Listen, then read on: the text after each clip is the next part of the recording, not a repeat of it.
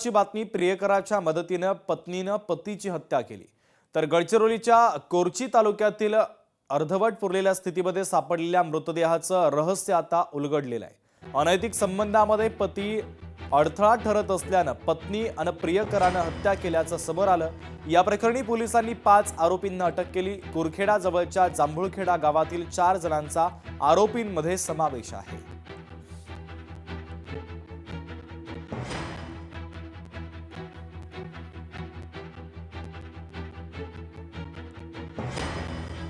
जळगावच्या जंगल परिसरामध्ये महिलेचा मृतदेह आढळलेला आहे। एरंडोल तालुक्यातील पद्मालय जंगल परिसरामध्ये ही घटना घडली।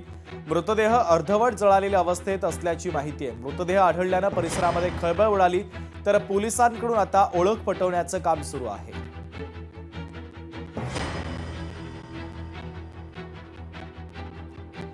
यवतमाळमध्ये टेक्सटाईल पार्क उभारणार आहे। मंत्री अशोक उईके यांनी घोषणा केली, तर जिल्ह्याच्या विकासासाठीचं नियोजन मुख्यमंत्र्यांकडे मांडणार आहे।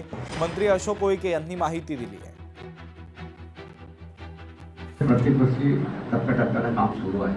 आपले काम बंद झालं किंवा नाही, कारण महाराष्ट्राला 98,306 कोटी रुपये केंद्र सरकारने दिलेले आहेत आणि केंद्र सरकारचा फंड हा वेगळा असतो आणि महाराष्ट्रातील जो फंड आहे तो वेगळा। त्यामध्ये निश्चितच गती मिळेल कुठल्या प्रकारची शंका नाही। मुंबई पुणे द्रुतगती महामार्गावरील वाहतूक सुरळीत झाली। प्रवाशांनी अखेर मोकळा श्वास घेतला।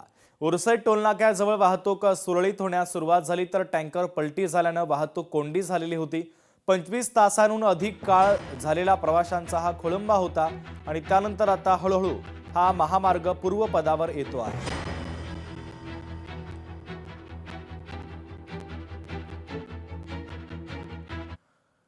तर या टँकर अपघातानंतर मुख्यमंत्र्यांनी चौकशीचे आदेश दिले। चौकशी करून सविस्तर अहवाल सादर करा। मुख्यमंत्र्यांनी या अपघाताच्या चौकशीचे आदेश दिलेले आहेत।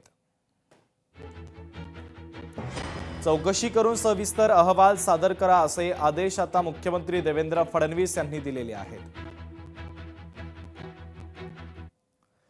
तर या वाहतूक कोंडीची राज्याचे उपमुख्यमंत्री यांनी सुद्धा गंभीर दखल घेतली। आपत्कालीन परिस्थितीमधील वाहतूक आराखडा तत्काळ तयार करा। मिसिंग लिंकचं कामही लवकरात लवकर पूर्ण करा, अशा सूचना उपमुख्यमंत्री एकनाथ शिंदे यांनी दिलेल्या आहेत।